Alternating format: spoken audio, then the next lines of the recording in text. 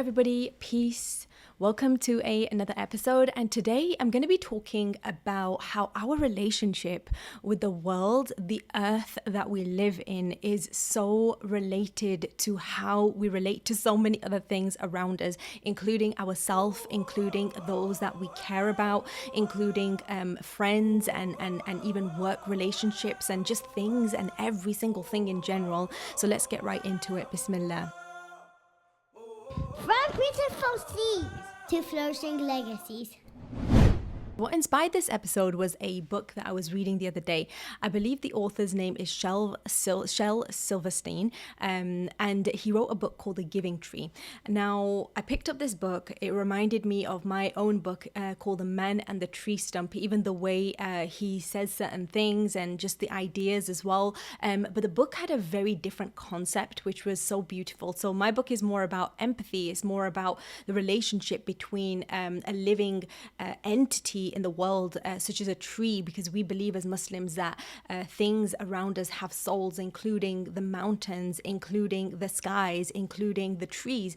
And in this story that I was writing, it was about this tree that had feelings, and it had a feeling of connection towards the final messenger, peace be upon him. And really the key was how he, peace be upon him, reacted towards this tree and how much love he showed it, and how impactful that was on just how we perceive nature in general. So this book specifically was talking about a tree. It's a giving tree. It's a tree that is specifically told from the perspective of a third person. There's a boy and there's a tree, and they have a special relationship, and there's just this connection that they have with each other. And then it follows the thread. Spoiler alert, if you haven't already read the book, I will highly recommend it. This does not substitute for an explanation at all, but just the gist of it is that there is this connection with this young boy, and he grows up, and then he grows older, and he grows older, and every stage of his life there is something that this tree is able to give, and the tree gives it so willingly as well. Now, the reason why I wanted to record this at all is because of the relationship that this boy has with this tree, and really it's the relationship that we have with the world that lives around us. Now, the world, there are so many things happening in the earth. There are so many natural disasters. There is so much pollution. There are so many problems, right? And I would highly recommend to watch so many of the David Attenborough documentaries, which are on Netflix. Please check them out. They are so informational and so profound and so crucial for our understanding of the world in general. And I remember talking to someone about the problems in the world and the things in general of, why is the world in this state? Why are there so many natural disasters? And the answer they gave was something that most of us probably would give as well. And that is that, well, the emergency right now are the people in the world. And there is so much war happening, and there is so much pain going on, that we have to address that issue first before we even address the issue of the world. But I felt this compulsion to record this episode about the state of the earth that we live in today as well. And a big theme of everything that I do with this YouTube channel, with the ideas of legacy and the concepts and really what I teach in my coaching and write about in my books, is all about the seeds that we plant. And that is something that is Islamic thought, right? There's a hadith which talks about planting seeds even when it is the day of judgment and it has arrived, right? So now again, let's come back to the relationship that we have with the world around us. And a lot of the time there is this beautiful conscious movement of, voluntary simplicity and just using what you need and taking care of nature and taking care of the world around you and embracing, the rhythms of the nature as well. I don't really talk much about the moon because I don't believe that there is strong evidence that there is, this connection with the woman's body and the moon, but I'm sure that I do believe that there are cycles, there are seasons that we all go through, and it is all connected to nature, and we don't always know how, but there is this connection as well. So I just wanted to put that out there as well. So the way we treat the world around us is a reflection of how we treat the people who we care about, and how we treat ourselves as well. And a lot of the time when we go on a journey of healing, and when we grow more in our journey of recovery from our past trauma and whatever it is that we went through, one thing that tends to happen is this alignment with nature, is going back, it's reconnecting, and this appreciation for the world that we live in. It's caring more about the way literally we tread the earth. It's lighter, it's more conscious, it is humble, it is welcome, and there is this love for it and this care for it as well. So that is something that we experience during our journey of healing. And a lot of people, they will come to this profound understanding of when we look at nature around us and feel this feeling that is drawn to healing, and we believe that, this is so beautiful, where did it come from, it is so wonderful, who created it, how is all of this even in existence, it is not chaotic, right? So and that's because our fitrah, our natural state, our beautiful seed inside of us is telling us that this is something that is important, it is something that is beautiful, and it is something that we are stewards of. And that is really the point of this video, is that nature's job isn't to constantly give us and give us and give us, like it was in that story of the giving tree, which was really sad story in the end. I would definitely advise you to just read it for yourself. But it's this idea of nature constantly giving and giving and giving.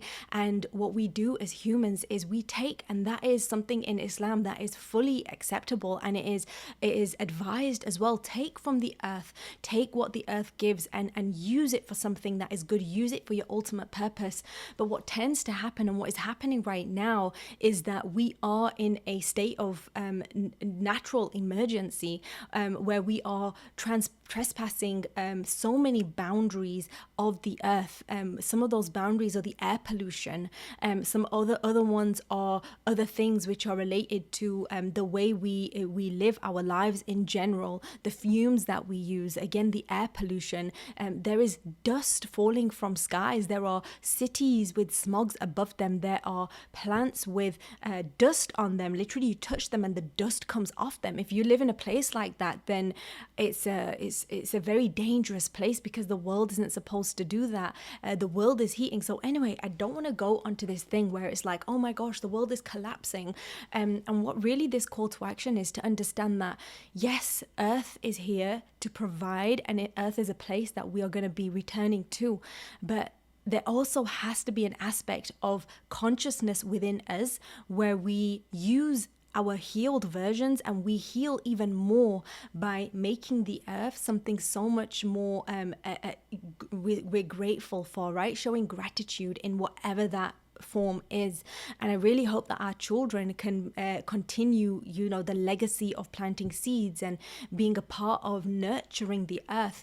And what this all comes down to is that, healing isn't something that just happens on an internal level, on an individual level. When we go upon our journey of healing and growing and trying to be the best version of ourselves, and granted, we are not there yet, we are so not there yet, but we are trying to go on that journey, and we are trying to get there. And then what will happen naturally is that every single thing, including the nature around us, every single person, including the people who we care about, and every single future that is a part of us, our legacy, future generations, our progeny, is going to benefit from it.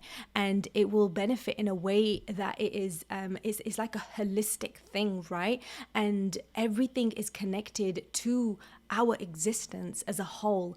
And why I'm saying this is because there is this thought sometimes, this very self-absorbed thought in healing, and it's in healing circles, where there is this idea that, I'm going to heal, and then I'm going to be a better person, and I'm going to live my best life, right? But what true healing is that we include every single part we don't even intentionally do this. We get to a stage of healing, and what happens is every single thing around us begins to impact and begins to be affected by the healing. So for example, how that might show up in the world that we live in literally is that we recycle. We drink from water bottles that are not plastic. We drink from glass water bottles. We do things in a certain way that is more conscious with the world. We eat less processed foods. We plant seeds. We go to different worlds and different countries, should I say, to plant seeds, and also this affects so many other things. So if you are a kind of person who appreciates the world, who feels like the things about the world around you, the wars and everything that is going on, is something that can be overwhelming at times, I want to let you know that you're not alone.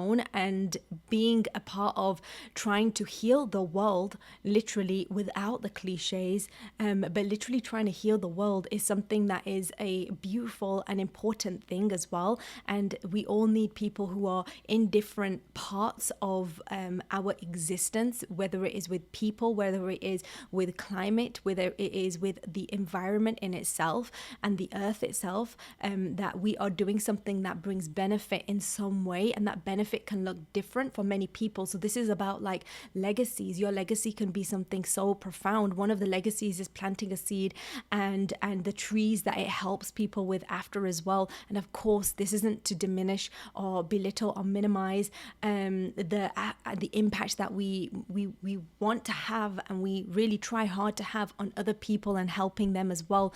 So as you can see, there is this important focus that I want to put on healing and the impact that it has on a holistic aspect of the world around us, but then also in creating our legacies for the future as well. Because if we do not think about the things that we can do to make the world, literally the earth, a better place, then what will our children look forward to? And again, I just want to bring it back to that urgency of the boundaries of the earth, the things such as the water, the life which lives on earth, the places, everything is literally at a breaking point right now. And we all hope for our children to live in a world which is healthy, which is strong. And some of us might watch this and say, well, it's been prophesized, the world is going to come to a doom because it's been prophesized, and that is the day of judgment. But again, I want to bring it back to plant a seed, even if it is the day of judgment, and your efforts will never go to waste. And I want to end with this beautiful image, and it is the image of what happened with the man and the tree stump in my story. The man was our prophet, peace be upon him, and in the story he basically touched the tree, and he in some narrations as well, he hugged the tree. So before the whole hippie movement, before it was taken and it was this like free love association without with a complete disregard for so many other aspects of what love really is. Love is so nuanced, but we don't have to go into that right now. But it's the idea that our prophet, peace be upon him, he literally hugged a tree, and he did it because he had so much love inside of him, and he had so much appreciation, and he had so much empathy and compassion for the world around us. And that is something that is so beautiful, and it is such the opposite of, for example, when you're driving down the motorway, if you're in England, or the highway if you're in America, you'll see people literally like throwing their garbage out of the windows onto the ground, onto the earth around us.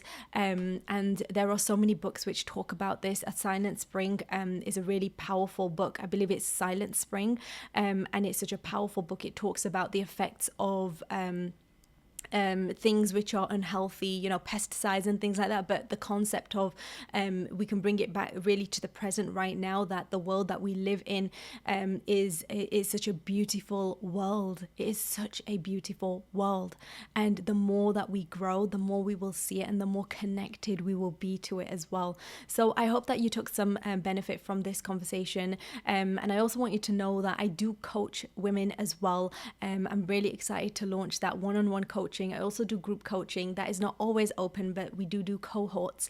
And I'm proud to be a part of Heal Therapy Clinic, where we work with women and we work through whatever is bothering you, even if it is the state of the earth that we live in today, and so many other issues, relationships with ourselves. I have a free downloadable for you too. Check that out. All the information is under this video. Have a beautiful and blessed day, everyone. Peace.